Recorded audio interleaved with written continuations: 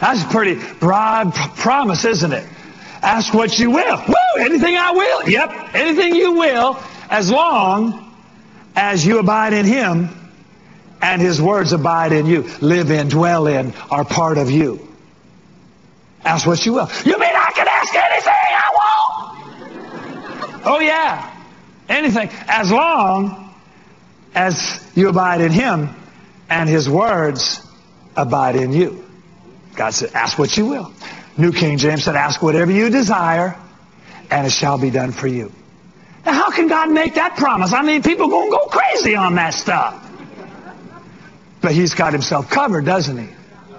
Because if Jesus is living in you and His Word is living in you, you're not going to go crazy. You're not going to ask something contrary to His will. So your will gets blended with His will. Ask what you want because it's what He wants. There's a place in Christian maturity where you're not focused on me and mine, but you're so involved with God that what you want is only what He wants, and what He wants is what you want. So you ask what you will, and it shall be done. See, it's just like with your kids. When your kids are living right, they can pretty much ask whatever they want, and you'll do it. And if you can't do it right then, you want to do it. You're like, okay, we can't do it now, but let's believe, let's find a way. Maybe by next year we'll do that.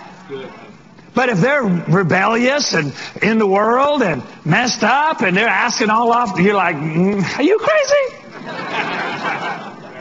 Same thing with your Father. When you're right with God, ask what you will. In other words, your desires get in line, and your will, your real will, not your Sunday will. Your real desire is right with God. Whatever you want, He wants you to have it. Look at Luke chapter 10. Jesus is going to a connect group at Lazarus' house, and Mary and Martha, his sisters, were there. And in verse 38, it happened as they went, he entered a certain village, and a certain woman named Martha welcomed him into her house. And she had a sister called Mary who sat at Jesus' feet and heard His word. What does that mean? She wanted to know His will. Because when you hear His word, you hear His will. She's sitting at His feet. She's hearing His word. She's finding out His will. And she is there. But Martha was distracted with much serving. Because the turkey wasn't quite done, and the yams needed some marshmallows, and the potatoes needed to be mashed, and the gravy wasn't fixed. And she approached Him and she said, Lord, do you not care that my sister has left me to serve alone? Remember, never say to the one who died for you, nailed to a cross, don't you care? That's not polite. Don't you care that my sister has left me to serve alone? Tell her to help me. Now look at Jesus' response. Luke 10, verse 41. Come on, if you hear anything today, break out of your snooze and hear this. Jesus answered and said to her, Martha, Martha, you are worried and troubled about many things. She said, no, I'm not. I'm just mad at my sister. She should be helping me out, fixing all the chitlins. Jesus said, no, it's not your sister. That's not what you're upset about. That's just the latest. That's just the current event. But you upset all the time. You're troubled about many things. You mad at the gas price, then you mad at the government, then you mad at your husband, then you mad at your wife, then you mad at the kids. You're upset at the school. School ticked you off. Neighbor made you mad. Neighbor dog made you mad. Always something. Right? You troubled and worried about men. You get mad at different things along the way, but you got many things. Don't blame it on one person. Well, my husband would say, he's the third one. You had the same attitude on each one. Well, my wife would, yeah, well, you've had enough. If you did have other wives, you'd still be the same person.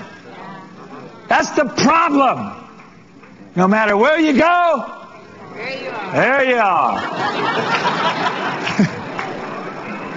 Well, they would say, no, Martha, it's not them. You're troubled about many things. Verse 42, but one thing is needed, and Mary has chosen. One thing is needed. One thing is needed. Now, obviously, Jesus realized there are many components to life, but one thing is needed. One thing is priority. What was that? Sit at my feet, hear my word, get my will. Thy will be done. On earth as it is in heaven. One thing is needed, and Mary hath chosen that. And it will not be taken away from her. Notice what he called it. Mary hath chosen that good part. While you're choosing, choose wisely. Because once you've used your will, you lose control. Mary hath chosen the good part. She's not angry at her sister. She's not frustrated with the events of the world. She's not caught up in the trauma and the drama. She's staying focused on Jesus. She's hearing His Word, and she's going to live His Word. And that's priority for her life. And Jesus said she's chosen the good part. And it cannot be taken. It doesn't matter what anybody else does. It cannot be taken away from her. You can blame people and circumstances and the world, but at the end of the day, it's your choices that decide how you feel, how you live. Choose wisely. Choose wisely. Are you out there?